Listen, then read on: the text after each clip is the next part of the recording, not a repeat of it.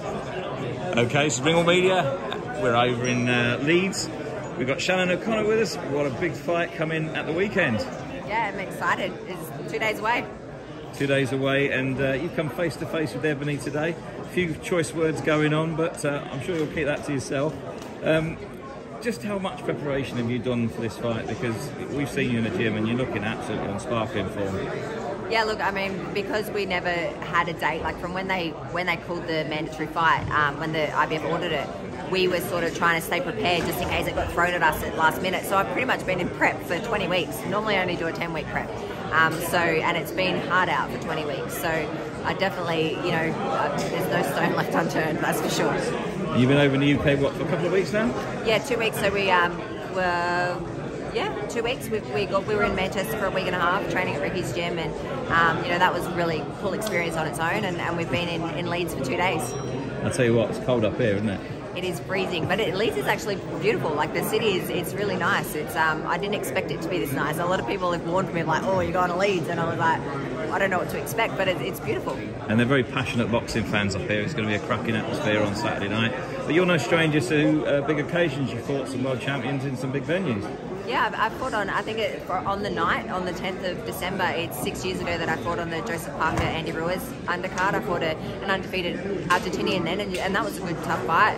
You know, I fought on some big cards, so I think it's a little bit naive to think that this is the biggest card biggest event I've ever been in. And obviously you had an unbelievable amateur career. You pretty much won everything at every level.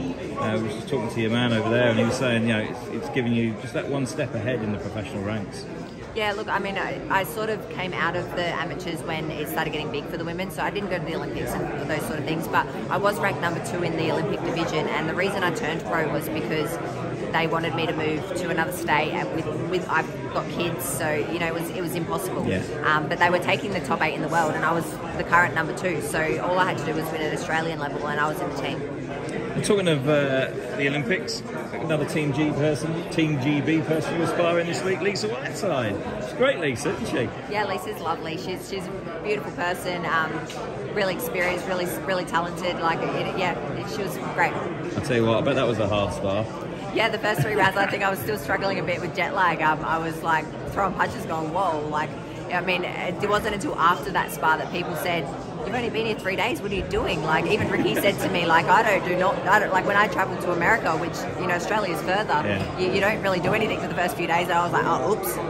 Well, I got through that spar, so after the first 3 rounds, it was really good rounds. This is going to be an absolutely cracking fight, and it's nice that you've got your family over. You've got your little lad down there. You're going to bring him on. Come on, bring him on. I'm there picking his nose. Yeah, come and be on the TV with your mum. There you go. So who's this? What's your name? Felix. Yeah. Named after Felix Trinidad. Wow. Are you looking forward to your mum fighting this weekend? What are you going to say? Is she going to win? Yeah. Well, listen, it's been a real pleasure. We've obviously seen you in and around the gym, and you know, I think this is going to be a lot harder fight than people are calling. It's very much a media one side and old school boxing on the other side, and I'm really looking forward to these two styles. You know, you should not be underestimated in any way, shape or form.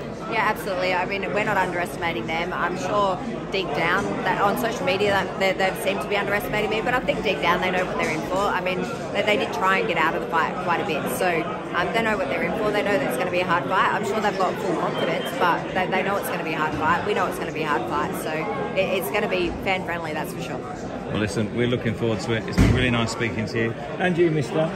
You say goodbye. Bye-bye. Listen, thanks, and have a really good night on Saturday, and good luck. Thank you.